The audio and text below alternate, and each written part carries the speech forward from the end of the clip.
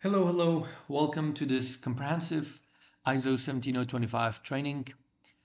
In this playlist, we're going to talk about the standard itself, the ISO 17025 standard itself. We're going to talk about what this standard is, why it's important, and how it can be used, how it can be implemented. Okay.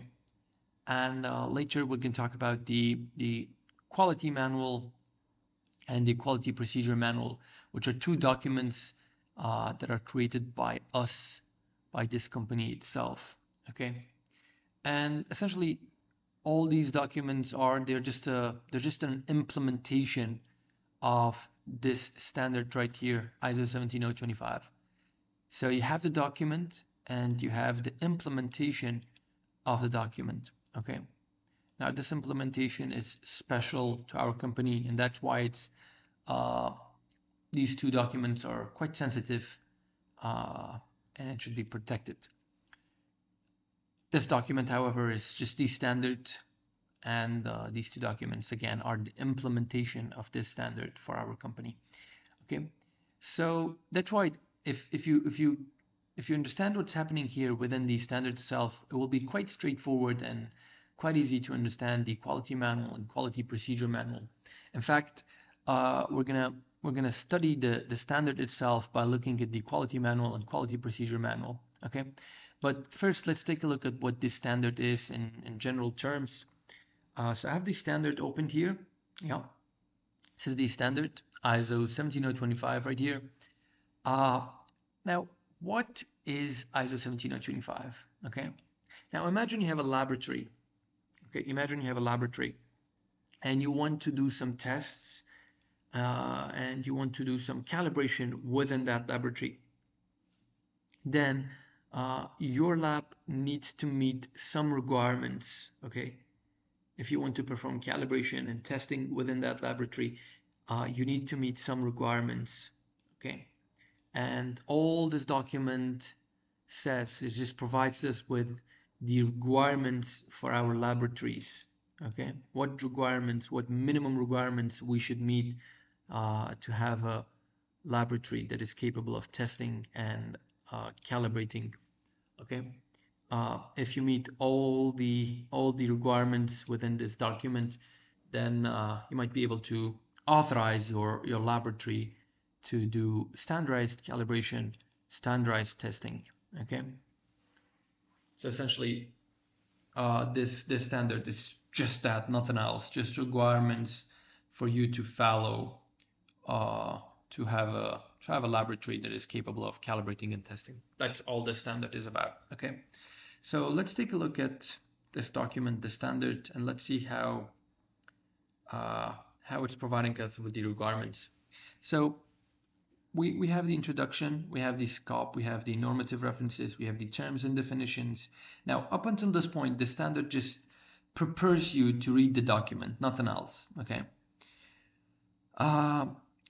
The real matter starts from point number 4.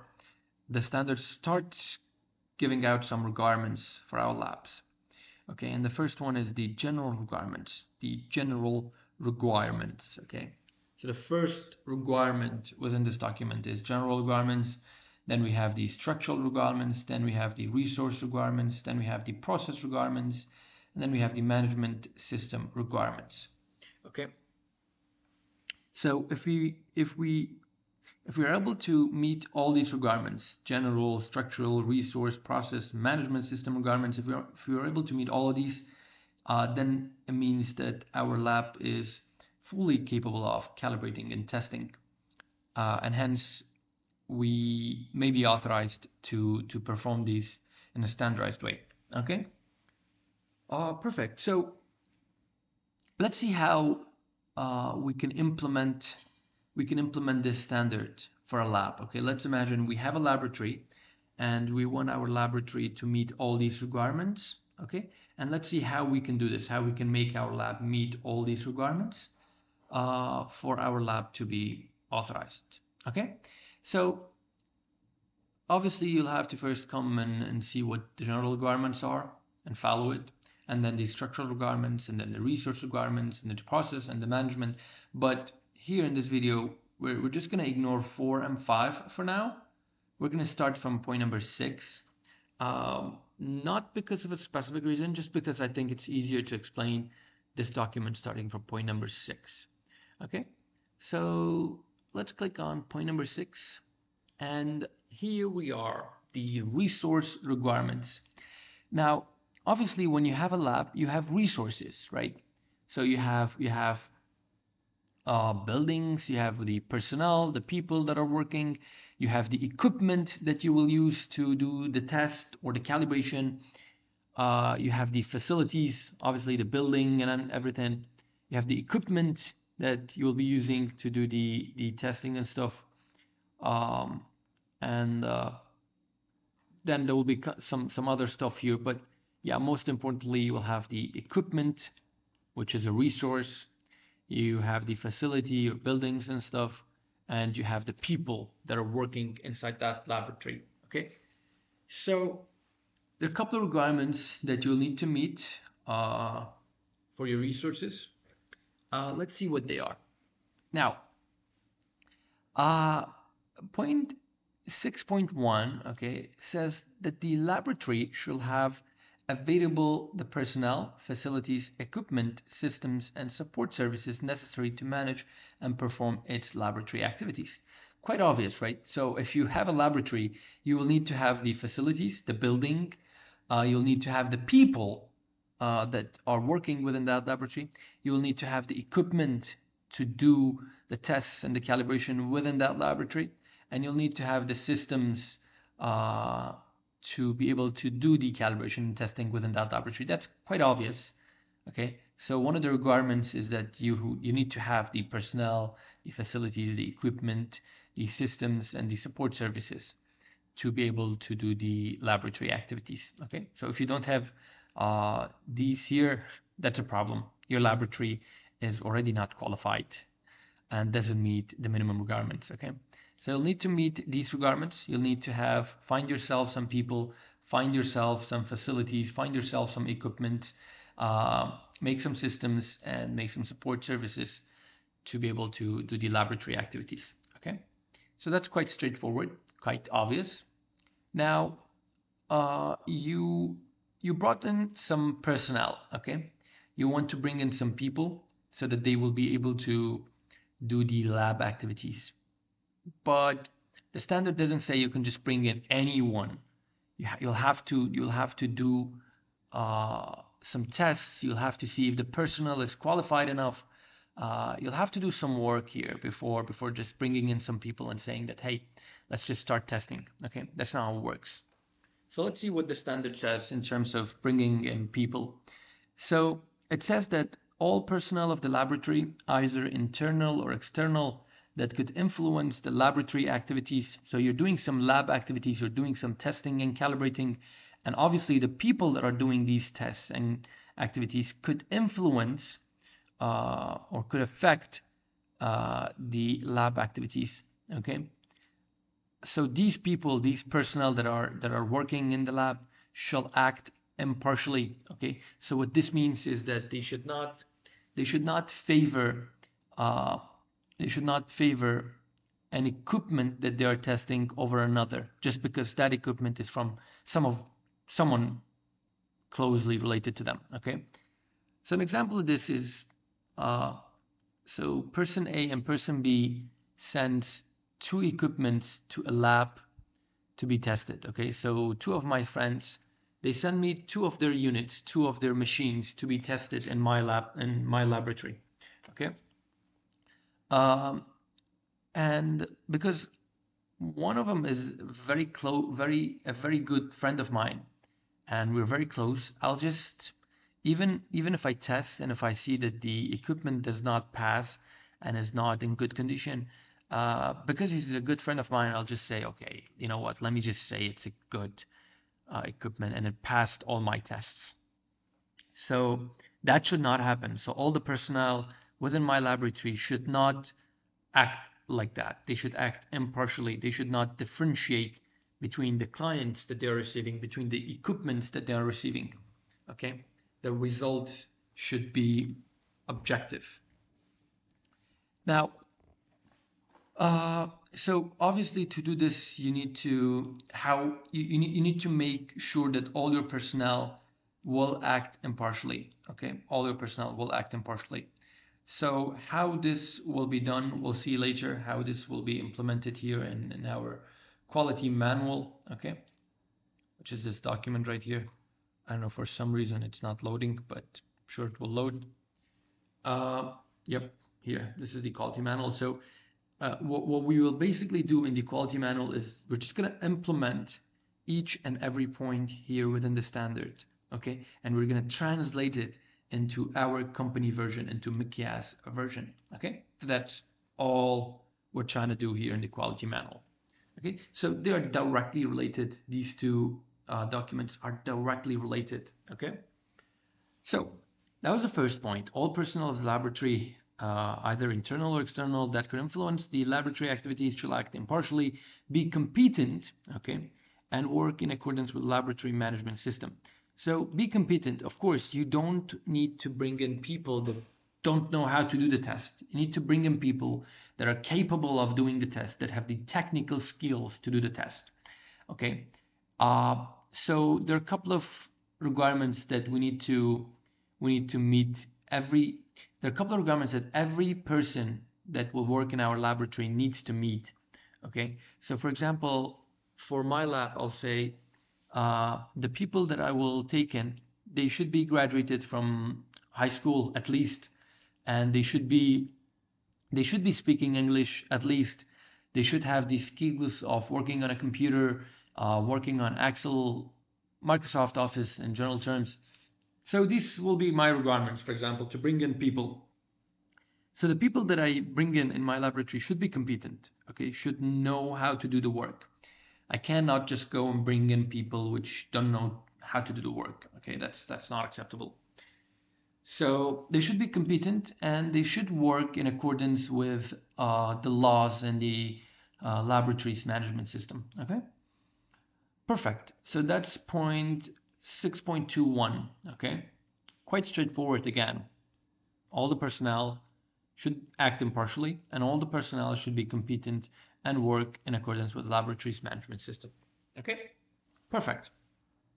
Point 6.22 here, we're talking about the laboratory shall have documents that specifies the competence requirements. Okay, so what is this? What is the competence requirements? So just like I talked about, we need to bring in people that are competent, okay, that have the skills we need to do this job, okay?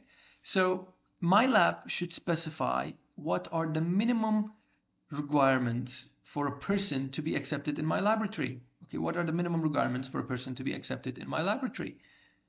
What should they be doing? So I can show you what this is by going to quality procedure manual, okay? And here, obviously, these files, again, these two files are directly related to the standard here, okay? So I'll show you how you can find what the standard is talking about here within our version, our quality procedure manual and our quality manual, okay? So if you come to the quality manual, you'll see that here in the quality procedure manual, we have the 6.2 P01, okay? So all this is the lab personnel competence requirements and trainings, okay?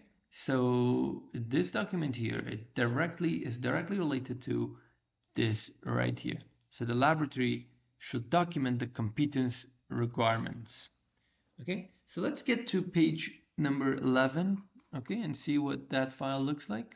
Page number 9, page number 10, page number 11 right here. And then we have determining the competence requirements. So we're saying that in our laboratory, we have calibration engineer, we have technical engineer, and we have the document control and customer support. We're saying that the minimum requirements for these people to be accepted in my company is that their qualifications should be, for the calibration engineer, should be at least bachelor's in science. For the technical engineer, again, should be bachelor's in science.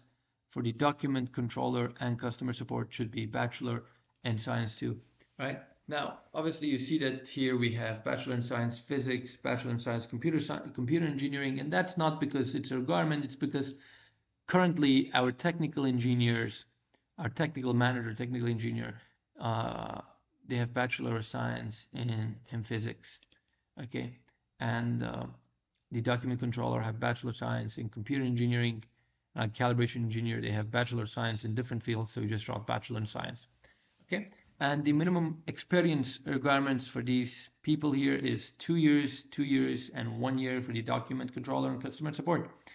Then we have the trainings. So these people cannot just walk in my lab, say, hey, I have some degree and I have some experience, so let me just walk in the lab and do some tests. That's not possible.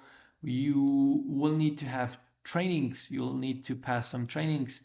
And for a calibration engineer, they need to pass trainings on calibration. For technical engineer, they need to pass training on calibration and ISO 17025, which is this document right here. And for the document controller and customer support, they'll get some on-job training, okay? Now, obviously, the skills you'll need, they're not mentioned here all in details, but yeah, for example, for the calibration engineer, they need to have minimum skills of like using Microsoft Excel, using the system that they will be working on during the calibration process or during the testing process. So a couple of skills that they need to meet before walking into my laboratory and being able to do the job, okay? So this is the point 6.22. It says that the laboratory shall document the competence requirements. So these are our competence requirements. These are the requirements that each person should meet before being able to test in my laboratory, before being able to calibrate in my laboratory. For each function influencing the results of laboratory activities, including requirements for education, okay, qualification, training, technical knowledge, skills, and experience, basically all the things we mentioned here, okay, all the things here. So that's point 6.22.